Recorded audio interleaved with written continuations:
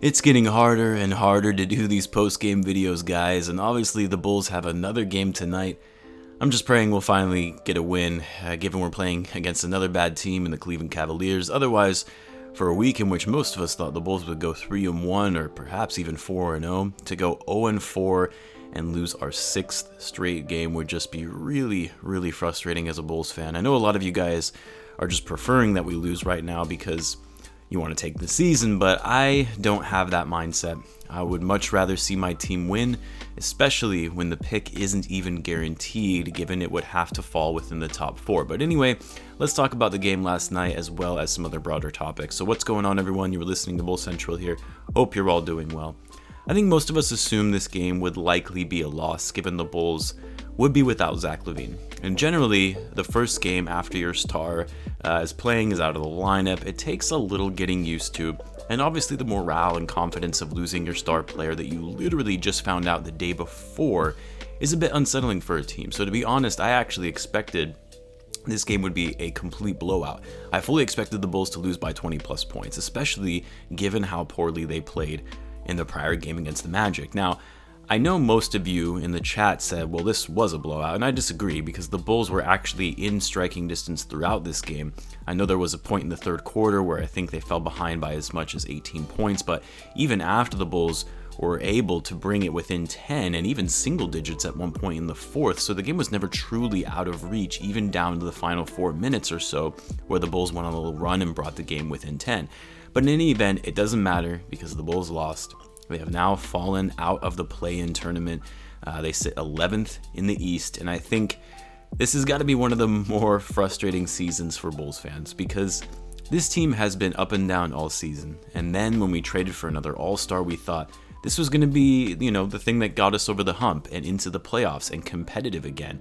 And then the front office would address the whole, lack of issue that we have or the point guard position in the offseason. But no, the team has just been utterly disappointing these past few weeks. Now, on top of all of this, there was a report out from NBC Sports that Zach Lavine is expected to forego a contract extension with the Bulls this summer to become an unrestricted free agent in 2022. And I know some folks have been asking me about this, and I may make a separate video topic on this, but in short, first of all, the report is that it is expected that he will forego it extending his contract. It didn't say that this has already been done. Second, this is not that surprising because given the fact that Lavine is an all-star this season and will likely hold out until next season where he would be able to get more money on a max contract where he could sign with the Bulls again for more rather than extending in this offseason. Players do this all the time. They forgo contract extensions to hold out for more money when they become free agents. But I do think I'm going to make a separate video on this topic because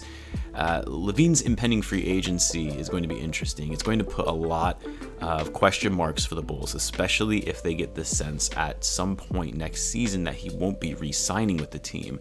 But more on that for another day. Let's talk about this game from last night. So the Bulls, for playing without their best player in Zach Lavine, actually played decently well last night, or at least in the first half anyway. The second half, not so much.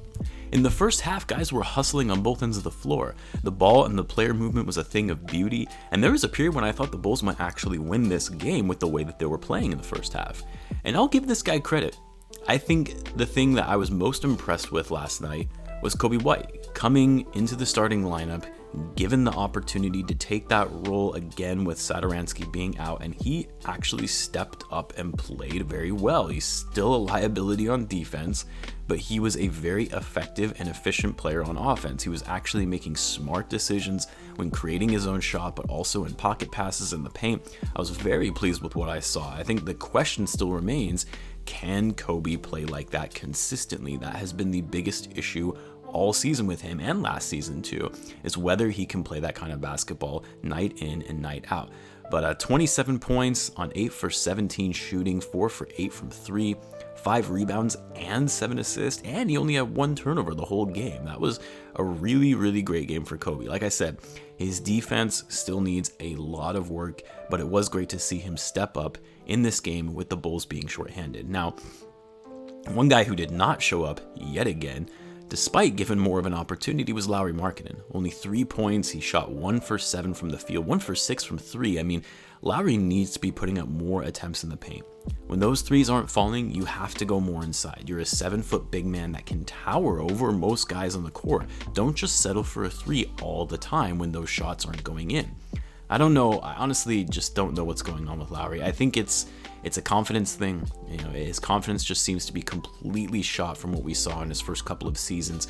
Someone asked me the other day on my thoughts on Lauri Markkanen and what has really just been happening to this guy. And I think it's possible he just might be one of those players who has incredible first few seasons in the league and then falls off. Guys like Tyreke Evans, Michael Carter-Williams come to mind, players that people thought would become future all-stars after their rookie seasons and then just fell off the map shortly thereafter. I really hope that that's not the case with Markkanen, because I do still think he has a lot of potential, and I'm hoping somehow Billy Donovan can extract that out of him.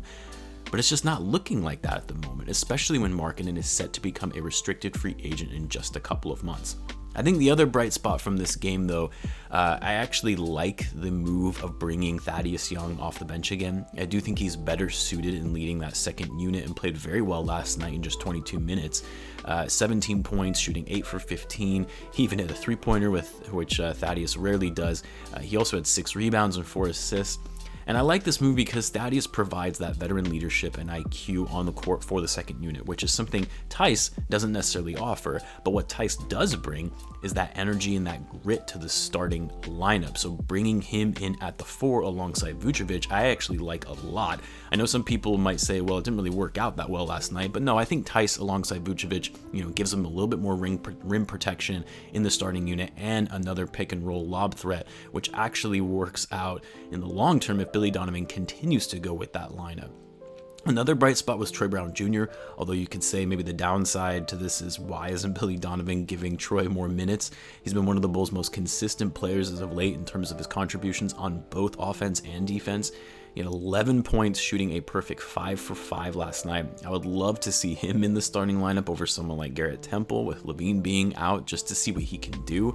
I think Temple, like Thaddeus, is just better positioned in the second unit for his high IQ and veteran leadership. And as much as I like Garrett Temple, and I actually think that that was a great signing for the value that they got for him on that 1-year deal, his minutes should be prioritized over some of these younger players who should be developing more. So I hope to see Billy Donovan make a few adjustments to tonight's starting lineup, but my guess is he'll likely stick with the same unit.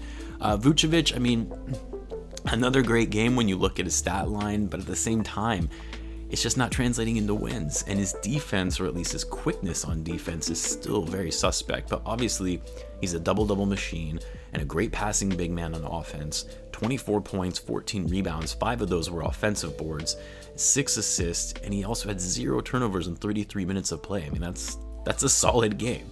Now, another player who I have been kind of going back and forth on this, and I think I finally landed on the fact that he likely shouldn't be starting anymore, and that's Patrick Williams. I really like Patrick Williams. I love his style of play, and I think he's going to be a phenomenal player down the line. And I would have said just keep him in the starting lineup if he was being productive, but now it just isn't his time. This is crunch time towards the end of the season. I know a lot of guys, you've been telling me that the Bulls are just going to tank, or they should tank, but they're not. They are going to continue to try and win, because management isn't just going to take that small chance of landing a number 4 pick to be able to keep that. Thus, the Bulls just can't afford to keep starting Patrick Williams. You can continue to develop him off the bench. You can continue to develop him next season or in the offseason. I would rather see guys like Troy Brown Jr. in the starting lineup, if Donovan is going to keep Temple in the starting role anyway. When you look at Patrick's last few games, there are a lot of minutes that you see here for minimal productivity. And I know he's more of a defensive player, which the Bulls need defense more than anything at the moment. And obviously defensive numbers don't necessarily show up in the stat sheet as well. But I think it's time to focus on who are the best and most productive players to get this team to win. Patrick still has plenty of time to develop as a player, especially with an actual full offseason, one in which he wasn't drafted and then started his first regular season game nearly a month later. Anyway, not much else to say about this game, just another disappointing loss, although I will say they played better than I expected without Lavine. Let's see if they can somehow eke out and win tonight against the Cavs. As always, I'll have a live game chat here on the channel and in the Discord. Link to the free Discord is in the description if you're interested. Be sure to subscribe if you're a Bulls fan, as I post daily Bulls content. Thanks again for tuning in, guys, as always, and I'll catch you in the next one.